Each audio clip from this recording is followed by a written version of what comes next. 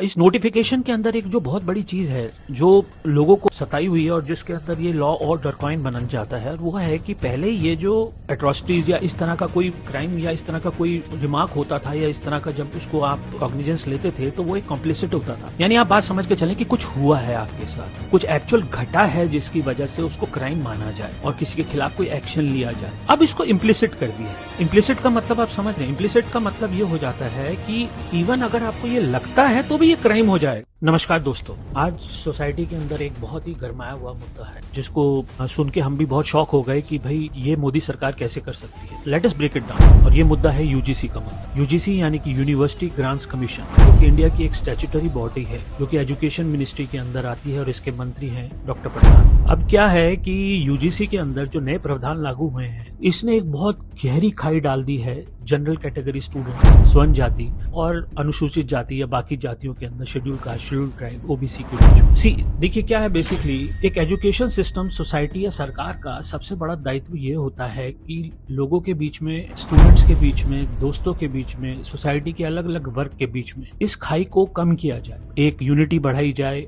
और एक सिस्टम को आगे बढ़ाया जाए। लेकिन इस नए नोटिफिकेशन के कारण जो यूजीसी ने निकाला है, स्टूडेंट्स जो कि they are suppose to be friends, they are suppose to be like buddies, they are suppose to live together, stay together, and ये जो मेमोरीज होती हैं ये जिंदगी में आगे तक एक स्ट्रॉन्ग बॉन्ड क्रिएट करती है। लेकिन ये जो प्रावधान अब आया है इसने सोसाइटी के स्टूडेंट्स के इस प्यार को मार दिया है। क्या ये चीज, इसको जानते हैं। देखिए 13 जनवरी 2026 में यूजीसी ने एक नोटिफिकेशन जारी किया है जिसका नाम दिया है promotion of equity in higher education institution regulation 2026। अब इसके अंदर क्या है कि ये नेशनल एजुकेशन पॉलिसी जो 2020 की एनईपी 2020 है इसके प्रिंसिपल्स पे बेस्ड है। प्रिंसिपल्स क्या थे इस एनईपी 2020 के? Equity, inclusion, access to education, reduction of discrimination in educational species, जो कि एक बहुत बड़ी धारणा इस सिस्टम से मिली। इसमें बेसिकली क्या किया गया कि इसमें जो जनरल कैटेगरी है उसको कल्प्रिट मान लिया गया कि कोई भी डिस्क्रिमिनेशन होगा तो GC will be taken for granted कि he is a culprit, there is no scapegoat, और बाकी सब जो है SC, ST, OBC, they will be treated as victim. देखिए ऑपरेशन किसी का भी हो वो गलत है और सोसाइटी में एक बहुत बड़ी एक चीज चलती आ रही है कि ऑपरेशन पिछड़े तबके का हो रहा है और उन्हें उठा के आगे लाना है। But you have to understand कि ये विक्टिमहुड में नहीं बदलना चाहिए। Victimhood is different and atrocity is a different thing. शुरुआत इसकी कब से होती है? इसकी शुरुआत देखी जाए तो रोहित वेमुला के 2016 का जो एपिसोड है उससे होती है। उन्होंने अपने नोट में, सुसाइड नोट में ये लिखा कि इसको पॉलिटिकल कलर ना दिया जाए, लेकिन एक्चुअली सबसे ज्यादा पॉलिटिकल कलर इसी को ही दिए और इसके ऊपर एक रोहित वेमुला एक्ट भी बना। कांग्रेस ने इसको पूरा भुनाया, राहुल गांधी जी ने इसको ट्वीट भी किया और ये खासियत है। आप थोड़ा समझने की कोशिश कीजिए इस पूरी क्रोनोलॉजी को कि राहुल गांधी और कांग्रेस इस पंगे को डालते हैं, इन सब चीजों को शुरू करते हैं और मोदी सरकार उसको डिफेंड करने में लग जाती है। मतलब वो एक तरह से जाति, बाकी चीजें, इक्विटी, चाइना और अलग अलग एपिसोड को रेज करते हैं और मोदी सरकार इन चीजों को डिफेंड करने में चली जाती है। अब उन्होंने रोहित वेमुला एक्ट बनाया। उन्होंने उसके अंदर क्या किया कि जो एक नॉर्मल सजा होती थी उसको बढ़ा के 3 साल तक की सजा कर दी और कई ऐसे प्रावधान किया। उन्होंने कहा तेलंगाना में से कर्नाटक जहां उनकी सरकार है उसे इम्प्लीमेंट कर रहे हैं, प्राइवेट इंस्टीट्यूशन में रिजर्वेशन ला रहे हैं। व्हाटएवर वो करते हैं मोदी सरकार उससे एक स्टेप आगे करने की कोशिश करती है। अब इस एक्ट के अंदर उन्होंने बहुत स्मार्टली क्या प्ले किया, इसकी अध्यक्षता कौन कर रहा था? इस कमेटी की जो इस एक्ट पे वर्क कर रही थी, जिसकी हम अभी बात कर रहे हैं, उसकी अध्यक्षता कर रहे थे दिग्विजय सिंह। अब जो 2020 के या उससे आसपास जब ये एक्ट की बात हो रही थी तो उसके अंदर ओबीसी इंक्लूडेड नहीं था, तो उन्होंने ओबीसी को, दिग्विजय सिंह ने उसको रिकमेंड किया कि इसमें ओबीसी को भी ऐड कर दिया जाए। अब आप समझने की कोशिश कीजिए, ओबीसी मतलब क्या? सब हमारे भाई हैं, लेकिन आप समझिए ओबीसी मतलब क्या कि यूपी के यादव भाई, ठीक है ना, राजस्थान के मीना भाई और कर्नाटका के कलिंगा भाई। तो मतलब ये वो लोग हैं जो एक स्ट्रॉन्ग पॉलिटिकल पावर को यील्ड करते हैं। दे डिसाइड इस स्टेट में कौन इलेक्शन जीतेगा, कौन नहीं जीतेगा। They are very powerful. Now these people are also included in the OBC category, the category which has been included in this equity higher education जो ये सिस्टम बना है। अब इसके अंदर they will be victims with all due respect. ये लोग अब नाउ इतने powerful sect of society, you are giving them so much power, and आप पावर दीजिए, पॉलिटिकल में दीजिए, चलिए बहुत बड़ी बात है, आप सोसाइटी में कर रहे हैं, ठीक है, बट एक एजुकेशन इंस्टीट्यूशन जहां which is suppose to be a very important episode, जहां पे एक दोस्ती, प्यार और एक फ्यूचर के सिस्टम बिल्ड होते हैं, आप उसके अंदर इतना कटाक्ष क्रिएट करने जा रहे हैं। अब यहाँ समझने वाली बात यह है कि ये जो हायर एजुकेशन इंस्टीट्यूट के लिए जो ये मैंडेटरी किया गया है, जो ये सोसाइटी है, इसमें क्या होगा, इसमें EOC, equal opportunity centre create किए हैं, ठीक है ना, इक्विटी कमेटी बनाई गई है और 24/7 की एक हेल्पलाइन मैकेनिज्म दे दी गई है। ये बॉडीज कंप्लेंट रिसीव करेंगी, एग्जामिन करेंगी और डिस्पोज करेंगी। इसका एक टाइम पीरियड भी तय कर दिया गया है, मतलब 24 घंटे के अंदर इन्हें कॉग्निजेंस लेना पड़ेगा, कमेटी को एक मीटिंग बुलानी पड़ेगी, 24 घंटे के अंदर कोई भी कंप्लेंट दी जाएगी, 15 दिन के अंदर ये मैंडेटरी कर दिया गया है कि इसकी इंक्वायरी रिपोर्ट को सबमिट किया जाए। इस नोटिफिकेशन के अंदर एक जो बहुत बड़ी चीज है जो लोगों को सताई हुई है और जिसके अंदर ये लॉ और डरकॉइन बन जाता है, वो है कि पहले ये जो एट्रोसिटीज या इस तरह का कोई क्राइम या इस तरह का कोई रिमार्क होता था या इस तरह का जब उसको आप कॉग्निजेंस लेते थे तो वो एक कॉम्प्लिसिट होता था, यानी आप बात समझ के चलें कि कुछ हुआ है आपके साथ, कुछ एक्चुअल घटा है जिसकी वजह से उसको क्राइम माना जाए और किसी के खिलाफ कोई एक्शन लिया जाए। अब इसको इम्प्लिसिट कर दिया है। इम्प्लिसिट का मतलब आप समझ रहे हैं, इम्प्लिसिट का मतलब ये हो जाता है कि इवन अगर आपको ये लगता है तो भी ये क्राइम हो जाएगा। अब ये तो सुप्रीम कोर्ट के ऑर्डर के भी अगेंस्ट है। सुप्रीम कोर्ट ने अपनी डायरेक्शंस के अंदर क्लियरली ये कहा है कि intent of action is important, मतलब आपका जो काम, आप मेंस्ट्रिया कह लो या आप ये कह लो कि जो भी आप कर रहे हैं उसके पीछे इंटेंट ऑफ एक्शन इंपॉर्टेंट है। यूजीसी ने वो इंटेंट को जो है इम्प्लिसिट कर दिया है, मतलब परसेप्शन के ऊपर बेस करके आप एक कह सकते हैं कि भाई मुझे ऐसा लग रहा है तो ये क्राइम हो गया। अब आप सोच के चलिए कि लग रहा है, टीचर ने वाइवा लेते हुए ये कह दिया और उसने मेरे को सोचा अपने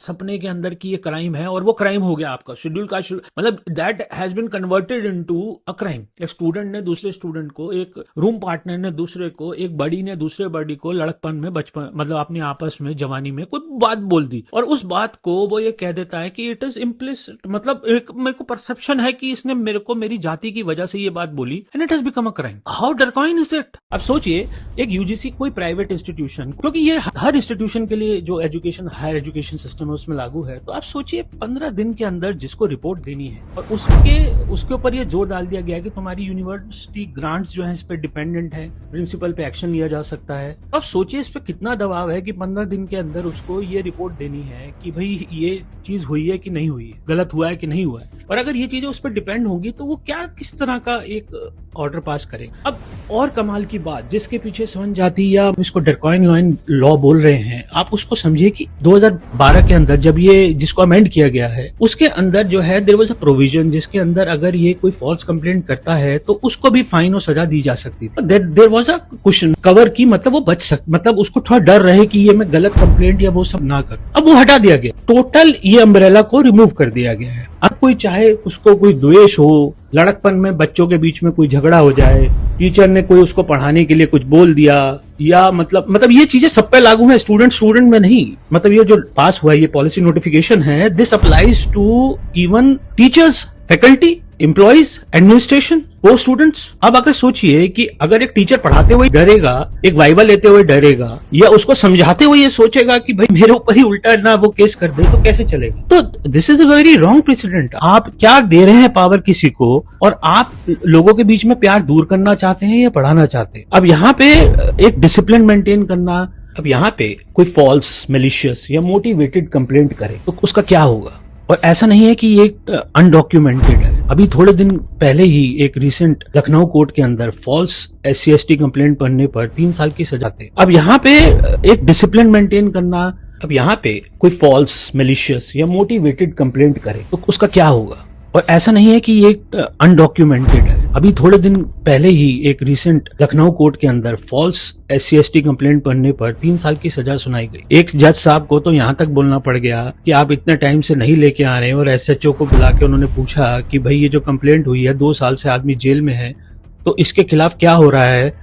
एंड अब कोई 34 विटनेस में से एक भी विटनेस नहीं आया, and that SHO had no answer for that. तो जज को उनसे पूछना पड़ा कि क्या आप भी SC/ST हैं? तो उसने बोला यस, एंड द जज हैज टू से क्या बोलें अब इस टॉपिक के ऊपर। आपको ये समझना पड़ेगा कि हमारा मकसद सोसाइटी को क्लोज निट करना है, सबको इक्वल अपॉर्चुनिटी देना है, ग्रो करना है, टैलेंट को हिंदुस्तान में रिटेन करना है, उनको यहाँ से भगाना नहीं है। अब जो जिसी ये सोचे कि भाई ये सब नहीं हो रहा है, वो कहाँ रिटेन होगा, मुझे आप बताओ। जो डरेगा कि मैं किसी कमरे के अंदर हॉस्टल में रहूं और मेरे साथ कभी किसी मेरे फेलो स्टूडेंट अगर SC ST OBC है और मेरे उससे कभी बहस हो जाए और वो मेरे पे केस कर दे, कैसे लोग साथ में रह सकते हैं? How will people stay together, live together? दोस्ती करते हुए डरेगा, दुश्मनी तो चलिए छोड़िए, बात की है, वो तो गलत है, लेकिन दोस्ती करते हुए डरेगा, बात करते हुए डरेगा। जस्टिस विवेक अग्रवाल ने 2025 जनवरी के अंदर एक बात उसमें बताया था, क्लियरली बताया था कि this SC ST act is been used as a weapon.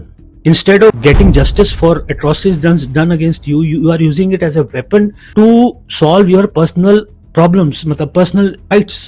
Normal मतलब अपनी चीजों को सॉल्व करने की जगह आप इसको एज ए वेपन यूज कर रहे हैं एक नॉर्मल केसेस के अंदर। यहाँ पे एक डाटा है 2019 से 2024 के बीच में 5 साल के अंदर 704 यूनिवर्सिटीज के अंदर रिकॉर्डेड है कि सिर्फ 1160 केसेस रिकॉर्ड हुए हैं SC ST एक्ट या इन चीजों के ऊपर। और आप सुन के ताज्जुब करेंगे कि उनमें से 1052 केस रिजॉल्व हो गए, यानी एवरेज पे एक यूनिवर्सिटी पे एक या मैक्सिमम 2 केसेस जो हैं इस तरह के रिकॉर्ड किए गए, and out of that 1052 were resolved. Then also इस इश्यू को इतना बड़ा कर दिया गया है कि इसके ऊपर एक इतना बड़ा लॉ लेके आएगा। यहाँ पे थोड़ा बैकग्राउंड ये समझना पड़ेगा कि ये क्यों हो रहा है, क्योंकि सवर्ण जाति जो है ना, दैट इज बीजेपी उसको समझती है कि they are taken for granted, इनका वोट तो पक्का है, कोई टेम्पल इन्हें ऑर्डर नहीं करता, दे आर नॉट यूनाइटेड, ये सब अलग अलग उसको बिलीव करते हैं, कोई स्पीकर से अनाउंसमेंट नहीं होती है कि ये करना है, कोई फतवा जारी नहीं होता है। तो यहाँ पे बहुत सिंपल है बॉस, क्योंकि middle class, upper middle class और पंजाती, दीज पीपल, बीजेपी का ये कोर वोट बैंक है,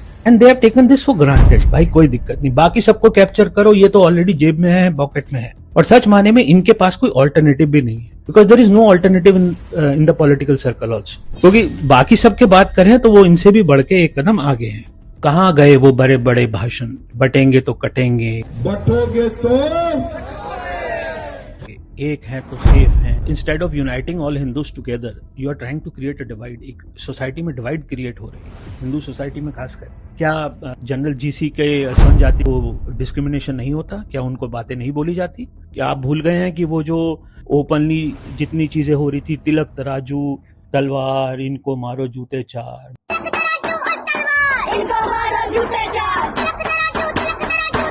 ब्राह्मण बनिया सब चोर, ये सब आप देखिए वीडियो, हम दिखा रहे हैं आपको, मतलब ओपनली इंस्टिगेशन है ये, और जो हो रहा है JNU के अंदर, बाकी जगह, मतलब ये सब चीजें कहाँ से आ रही हैं? एजुकेशन इंस्टीट्यूशन, मतलब कभी आपने GC को देखा ये सब करते हुए? कभी आपने सुना है कभी कि जनरल कैटेगरी स्वर्ण जाति ने इस तरह का कोई प्रोटेस्ट किया हो या बोला हो? पर ये चीजें ओपनली हो रही हैं। और यहाँ पे मेरे को जो सबसे बड़ा हम लोगों को जो दुख होता है वो ये हो रहा है कि जो इस कमेटी है जो ये बनाई गई है, इसके अंदर जो है NGOs और सिविल सोसाइटी को भी इंक्लूड कर दिया गया है कि दे will be also part of it. मतलब वन वे आप इतनी स्टडीज कर रहे हैं और उसके अंदर साफ पता चल रहा है कि कई बैकग्राउंड में कई प्लेयर्स चल रहे हैं जो कि NGOs के माध्यम से इन्फिल्ट्रेट करने की कोशिश कर रहे हैं। यहाँ पे एक बहुत इंपॉर्टेंट बात समझने की है कि इस कमेटी के अंदर, इक्वल अपॉर्चुनिटीज जो कमेटी है, इसके अंदर सिविल सोसाइटी और NGO को आपने एक इंट्रोडक्शन दिया है कि वो भी इसका पार्ट होंगे। अब आप ये समझ के चलिए, जब आपको पता है कि ये जो NGOs और सिविल सोसाइटीज हैं, अमेरिका में इसके ऊपर खूब रिसर्च हुआ है, आप लोगों के पास इसके डाटाज हैं।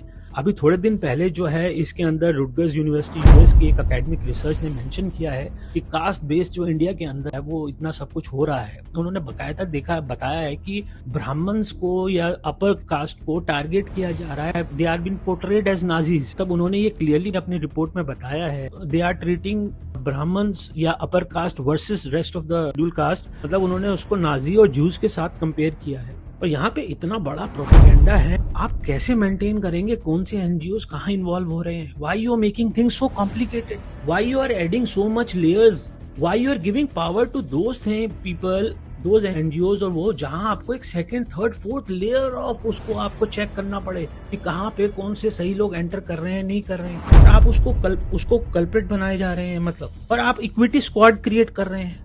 इक्विटी स्क्वाड मतलब क्या? इक्विटी स्क्वाड क्या? जो मतलब कॉलेज में घूमेंगे, यूनिवर्सिटीज में घूमेंगे एंड विल चेक की है। अब बच्चा वहां पढ़ेगा या देखेगा कि इक्विटी स्क्वाड है। मतलब ईरान के अंदर एक मॉरल पुलिस सुनी थी, अब यहाँ पे मतलब आप इक्विटी स्क्वाड बनाएंगे। अब बच्चा वहां एक पढ़ना के लिए जाएगा, एक आगे बढ़ने की बात सोचेगा या ये सोचेगा कि इक्विटी स्क्वाड से भाई ये ना करें वो ना करें। सोसाइटी में सबको आपको आगे बढ़ने का मौका देना चाहिए, आपको सबको साथ में जोड़ के चलना है, बट दैट डजंट मीन वो किसी को ऊपर उठाने के लिए किसी को नीचे करते हैं। देखिए हमने बहुत पहले बात सुनी थी कि आपकी एक उंगली छोटी हो तो उसको बड़ी कैसे करें, वो किसी ने बोला था दूसरी उंगली को बड़ी कर, ठीक है ना। अब यहाँ पे समझने वाली बात ये आती है, किसी को बढ़ाना है तो उसको फैसिलिटीज दीजिए, उसको उठाइए।